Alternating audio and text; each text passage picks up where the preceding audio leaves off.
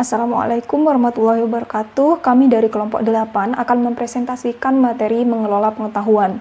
Adapun objek pembahasan yang akan kami bahas ke depannya yaitu yang pertama, peran sistem manajemen pengetahuan dalam bisnis. Yang kedua, jenis sistem yang digunakan untuk pengelolaan pengetahuan seluruh perusahaan dan bagaimana mereka memberikan nilai bisnis. Yang ketiga, jenis pengetahuan utama sistem kerja dan bagaimana mereka memberikan nilai untuk perusahaan. Kemudian yang terakhir, manfaat bisnis menggunakan teknik cerdas untuk pengelolaan pengetahuan. Saya Santi Nuriyah, NIM 182013 akan menjelaskan mengenai yang pertama, peran sistem manajemen pengetahuan dalam bisnis. Manajemen pengetahuan adalah serangkaian proses untuk membuat, menyimpan, mentransfer, dan menerapkan pengetahuan dalam organisasi. Sistem manajemen pengetahuan keseluruhan perusahaan adalah upaya di seluruh perusahaan untuk mengumpulkan, menyimpan, mendistribusikan, dan menerapkan data digital dan pengetahuan.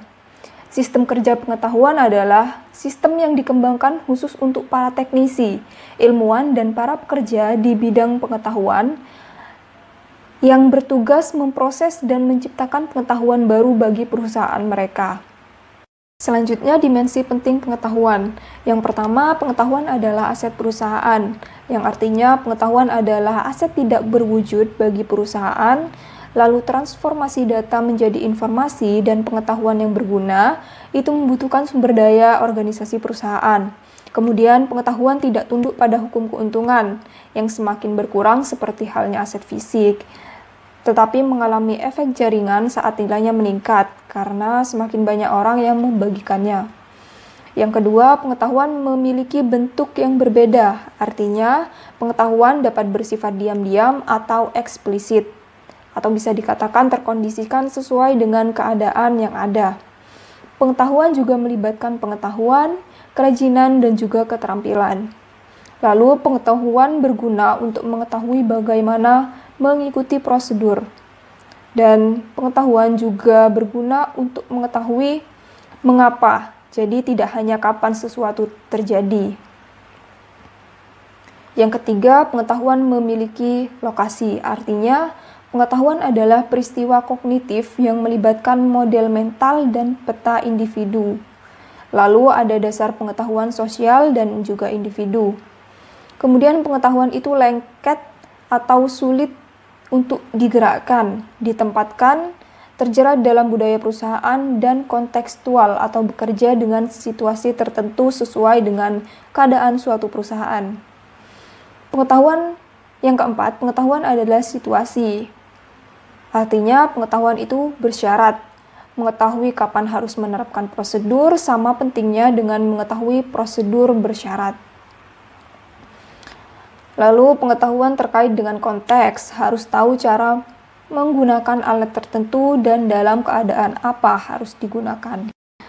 Pembelajaran organisasional dan manajemen pengetahuan. Jadi melalui pengumpulan data, pengukuran yang cermat dari kegiatan yang direncanakan, trial dan error atau percobaan, dan umpan balik dari pelanggan dan lingkungan secara umum, organisasi mendapatkan suatu pengalaman. Organisasi yang belajar menyesuaikan perilaku mereka untuk menciptakan pembelajaran itu dengan cara menciptakan proses bisnis baru dan dengan mengubah pola pengambilan keputusan manajemen mereka. Selanjutnya, rantai nilai manajemen pengetahuan. Manajemen pengetahuan mengacu pada sekumpulan proses bisnis yang dikembangkan dalam organisasi untuk membuat, menyimpan, mentransfer, dan menerapkan pengetahuan. Nah, jadi rantai manajemen pengetahuan bisnis dalam suatu perusahaan ada 5, yaitu yang pertama akuisisi pengetahuan, atau bisa dikatakan cara memperoleh pengetahuan. Jadi organisasi itu memperoleh pengetahuan melalui beberapa cara, tergantung dengan jenis pengetahuan yang dicari dan diperlukan oleh suatu perusahaan. Nah, organisasi memperoleh pengetahuan dengan cara mengembangkan jaringan online agar bisa digunakan untuk para karyawannya. Kemudian yang kedua, penyimpanan pengetahuan. Jadi setelah berbagai dokumen, pola, dan aturan pakar pengetahuan terkumpul, data tersebut harus disimpan sehingga dapat diambil kembali dan digunakan oleh para karyawan suatu perusahaan. Yang ketiga, penyebaran pengetahuan. Nah, jadi penyebaran pengetahuan di sini dapat dilakukan oleh suatu perusahaan dengan cara melakukan program pelatihan atau jaringan informal serta pengalaman manajemen yang dibagikan agar dapat membantu para karyawan dan manajer untuk memfokuskan perhatian mereka dan informasi pengetahuan yang penting bagi suatu perusahaan. Yang keempat, aplikasi pengetahuan. Jadi di sini penerapan pengetahuan. Pengetahuan dalam organisasi itu harus diterapkan guna untuk pengambilan keputusan yang diperlukan dalam suatu perusahaan. Dan yang terakhir, membangun kolaborasi dan manajemen kapasitas.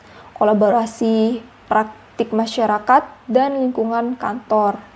Nah, komunitas praktik adalah jaringan umum informal yang terdiri dari para profesional dan juga karyawan, baik di luar maupun di dalam perusahaan, dengan minat dan kegiatan yang sama, serta tujuan yang sama tentunya. Dan setiap harinya saling berbagi pengalaman dan teknik untuk menyelesaikan suatu masalah dalam pekerjaan tertentu di suatu perusahaan. Jenis sistem manajemen pengetahuan. Sistem manajemen pengetahuan perusahaan di sini merupakan sistem serbaguna yang umum digunakan oleh perusahaan untuk mengumpulkan, menyimpan, mendistribusikan, dan menerapkan pengetahuan serta muatan digital suatu perusahaan. Nah, untuk jenis sistem manajemen pengetahuan di sini ada 3. Yang pertama, sistem manajemen pengetahuan perusahaan, yang mana di dalamnya terdapat sistem manajemen konten perusahaan, kolaborasi dan alat sosial. Kemudian sistem manajemen pembelajaran. Yang kedua ada sistem kerja pengetahuan yang mana berupa desain dengan bantuan komputer, virtualisasi, realitas maya, dan stasiun kerja investasi. Kemudian yang ketiga ada yang namanya teknik cerdas, yaitu berupa pengolahan pengetahuan dalam bentuk aturan bagi program komputer atau data mining dan neural network. Untuk jenis sistem manajemen pengetahuan ini lebih jelasnya akan dijelaskan oleh anggota kelompok 8 lainnya pada slide berikutnya. Nama saya Firman, ini 1803102661. Di sini saya akan menjelaskan sistem manajemen pengetahuan keseluruhan perusahaan. Yang pertama, sistem manajemen konten perusahaan. Bisnis dewasa ini perlu mengorganisasi dan mengelola baik aset pengetahuan yang terstruktur maupun yang tidak terstruktur. Pengetahuan yang terstruktur adalah pengetahuan jelas yang ada dalam dokumen formal serta dalam aturan-aturan formal yang diberikan organisasi dengan mengamati para ahli perilaku pengambilan keputusan mereka. Sistem manajemen konten perusahaan membantu organisasi mengelola kedua jenis fungsi informasi. Mereka memiliki kemampuan untuk menangkap, menyimpan, pemanggilan distribusi, dan pelestarian pengetahuan untuk membantu perusahaan meningkatkan proses dan keputusan bisnis mereka. Terus yang kedua, mencari dan berbagi keahlian. Beberapa pengetahuan yang dibutuhkan bisnis bukanlah bentuk dokumen digital, melainkan terletak dalam ingatan para pakar individu dalam perusahaan. Sistem manajemen konten perusahaan kontemporer bersama dengan sistem untuk kolaborasi dan bisnis sosial diperkenalkan di bab 2. Memiliki kemampuan untuk menemukan para ahli dan memanfaatkan pengetahuan mereka. Ini mencakup direktori online para pakar perusahaan dan profil mereka dengan rincian tentang pengalaman kerja, proyek, publikasi, dan tingkatan pendidikan mereka, dan menyimpan konten yang dihasilkan oleh pakar. Dan selanjutnya yang ketiga, sistem manajemen pembelajaran. Perusahaan memerlukan cara untuk melacak dan mengelola pembelajaran karyawan dan untuk mengintegrasikannya lebih sepenuhnya ke manajemen pengetahuan mereka dan sistem perusahaan lainnya. Sebuah sistem manajemen pembelajaran LMS (Learning Management System) menyediakan alat untuk manajemen, pengiriman, pelacakan, dan penilaian berbagai jenis praktik pembelajaran dan pelatihan karyawan. LMS kontemporer mendukung beragam mode pembelajaran termasuk CD-ROM video yang dapat diunduh, kelas-kelas berbasis web, instruksi langsung di kelas atau daring, dan pembelajaran kelompok, forum daring, dan sesi obrolan. Baik, Assalamualaikum warahmatullahi wabarakatuh. Saya Muhammad Ghafur, NIM 2007-18-2007. Baik, di sini saya akan menjelaskan tentang pekerja yang berpengetahuan dan pekerjaan pengetahuan. Baik, secara simpel, definisi dari pekerja berpengetahuan dan pekerjaan pengetahuan yaitu jika kita, seperti halnya seorang yang berperan sebagai manajer, yang mana manajer hanya berperan dalam memutuskan suatu keputusan, dan bagaimana seorang manajer tersebut merancang suatu produk atau jasa dan menciptakan pengetahuan untuk suatu organisasi. Nah, hal tersebut adalah salah satu atau definisi kecil dari pekerja pengetahuan dan pekerjaan pengetahuan. Yang mana definisi pekerja berpengetahuan adalah orang-orang yang merancang produk atau jasa dan menciptakan pengetahuan untuk suatu organisasi. Nah, begitu. Dan yang selanjutnya yaitu pekerja berpengetahuan harus memiliki 3 peran kunci untuk memajukan suatu perusahaan atau seorang manajer. Jadi seorang manajer harus memiliki 3 peran inti atau 3 kunci untuk menjadi seorang manajer yang handal. Yang pertama yaitu menjaga keberlangsungan perkembangan perusahaan dalam bidang luar perusahaan.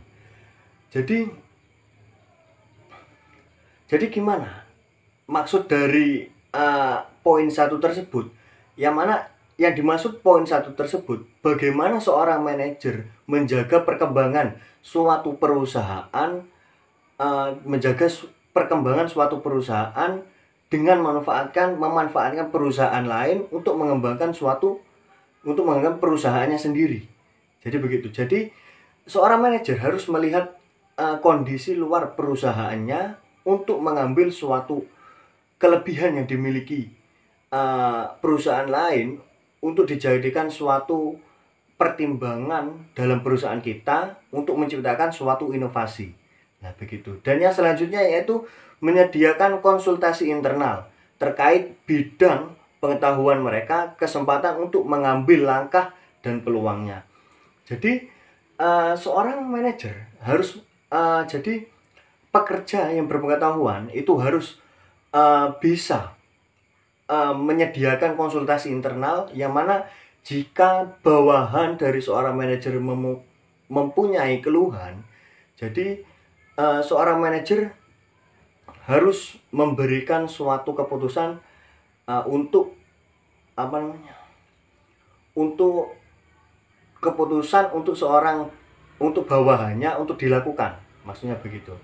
Nah, dan yang selanjutnya yaitu 3, bertindak sebagai agen perubahan, mengevaluasi, memulai, dan mempromosikan perubahan proyek. Jadi seorang manajer itu atau pekerja yang berpengetahuan itu adalah agent of change, yang mana menjadi inti atau kunci perubahan bagi suatu perusahaan. Jika kita melihat poin 1 dan poin 2, bahwasanya seorang manajer memiliki peran penting untuk memajukan suatu perusahaan, ya, dan di poin 3 tersebut kita hanya menyimpulkan apa yang seharusnya dipegang oleh seorang manajer, prinsip seorang manajer, apa yang seharusnya menjadi prinsip seorang manajer. Nah, begitu. Baik, jika kita mengetahui peran 3 kunci peran seorang manajer itu mempunyai peran yang sangat penting, dan setidaknya jika memiliki unsur penting atau unsur kepentingan dalam suatu peran tersebut, tidak menutup kemungkinan besar seorang manajer memiliki kesulitan dalam memfilter atau menangkap keluh kesah dari bawahannya. Jadi dalam industri saat ini kita memiliki dalam perindustrian memiliki suatu program yang mana program tersebut bisa langsung memfilter bagaimana keberlangsungan dan bagaimana keluh kesah bawahan kita. Nah, gitu. Dan yang selanjutnya itu persyaratan sistem kerja pengetahuan. Sebagian besar pengetahuan pekerja mengadakan sistem kantor seperti pengolahan kata, suara mail, email, conferencing, dan sistem penjadwalan yang dirancang untuk meningkatkan produktivitas pekerja di kantor. Namun, pengetahuan tenaga kerja juga membutuhkan sistem kerja pengetahuan yang sangat terspesialisasi dengan grafik yang kuat, alat analisis dan komunikasi, dan kemampuan manajemen dokumen. Nah, jadi mengetahui persyaratan sistem kerja pengetahuan, kita harus memiliki suatu sistem untuk menciptakan keberlangsungan atau kemudahan bagi semua pekerja. Jadi karena di dalam persyaratan tersebut disebutkan bahwa pengetahuan tenaga kerja juga membutuhkan sistem kerja pengetahuan yang sangat terspesialisasi. Maksudnya terspesialisasi itu seorang pekerja harus memiliki suatu sistem yang mempunyai grafik yang kuat, alat analisis yang bagus, dan komunikasi yang bagus, komunikasi manajemen dokumen yang bagus. Jadi langsung saja kepada slide selanjutnya, yaitu contoh sistem kerja pengetahuan, di mana dalam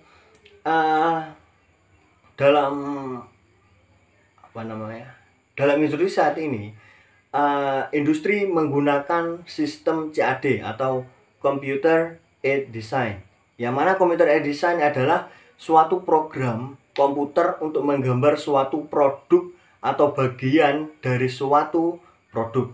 Nah, jadi begini. Karena seorang manajer itu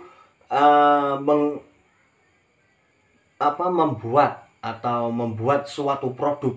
Nah, jadi untuk membuat suatu produk tersebut, karena jika hanya menggunakan alat manual seperti menggambar, mengukur, dan lain sebagainya, mungkin akan terjadi tidak menutup kemungkinan besar akan terjadi misunderstanding untuk bawahan kita untuk melakukannya.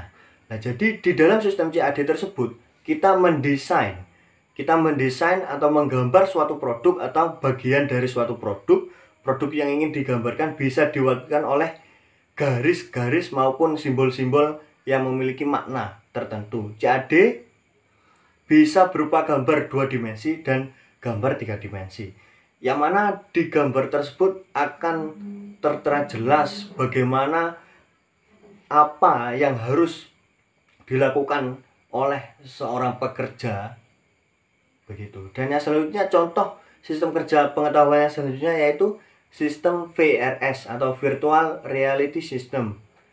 Virtual Reality, sebuah teknologi yang membuat pengguna atau user dapat berinteraksi dengan lingkungan yang ada dalam dunia nyata yang disimulasikan oleh komputer, sehingga pengguna merasa berada di dalam lingkungan tersebut. Nah, jadi seorang manajer itu menggunakan sistem tersebut untuk mengetahui, karena jika gambar suatu perusahaan, suatu rancangan perusahaan atau rancangan suatu produk, kita jika menggunakan virtual reality, gambar tersebut akan terlihat nyata bagaimana apa saja komponennya dan apa saja yang harus dilakukan oleh pekerjanya dan lain sebagainya. Nah, jadi begitu, dan kesimpulannya yaitu sistem kerja pengetahuan atau pekerja pengetahuan adalah seseorang atau pekerja yang memiliki kemampuan untuk membuat suatu produk atau jasa. Begitu. Baik, terima kasih. Saya Muhammad Al-Ghafur. Dan presentasi selanjutnya akan dilanjutkan oleh teman saya. Nama saya Riri Septiatul Qori'ah, NIM 18/2038. Manfaat bisnis menggunakan teknik cerdas. Kecerdasan buatan tidak memiliki fleksibilitas yang luas dan umum daripada kecerdasan manusia, tetapi dapat digunakan untuk menyusun, menangkap, dan memperluas pengetahuan organisasi. Aldrich Kipling dan Michel Henlin mendefinisikan kecerdasan buatan adalah kemampuan sistem untuk menafsirkan data eksternal dengan benar sebagai pembelajaran dari data tersebut dan menggunakan pembelajaran data tersebut untuk mencapai tujuan dan tugas tertentu melalui adaptasi yang fleksibel. Teknik cerdas dibagi menjadi beberapa macam. Yang pertama, sistem pakar, yaitu teknik cerdas yang digunakan untuk menangkap, mengetahui ilmu pengetahuan yang dimiliki secara diam-diam, domain keahlian manusia yang sangat spesifik dan terbatas. Kemudian yang kedua, logika fuzzy, yaitu teknologi berbasis aturan yang mampu mempresentasikan ketidaktepatan dengan cara membuat aturan yang baru dengan nilai perkiraan atau subjektif. Yang ketiga, pembelajaran mesin, yaitu studi untuk meningkatkan kemampuan komputer tanpa melalui program eksplisit. Mesin yang disebut di sini yaitu mesin yang seperti manusia yang dapat mengenali pola data dan mengubah perilakunya sesuai dengan pengenalan pola, pengalaman atau pembelajaran yang telah dilakukan atau database. Kemudian jaringan neural atau jaringan saraf. Jaringan ini terdiri dari seperangkat keras dan seperangkat lunak yang mencoba meniru proses berpikir otak manusia. Jaringan ini terkenal karena proses pembelajarannya yang dapat dilakukan tanpa melalui pemrograman dan dapat mengenali pola yang tidak dengan mudah dapat dijelaskan oleh otak manusia.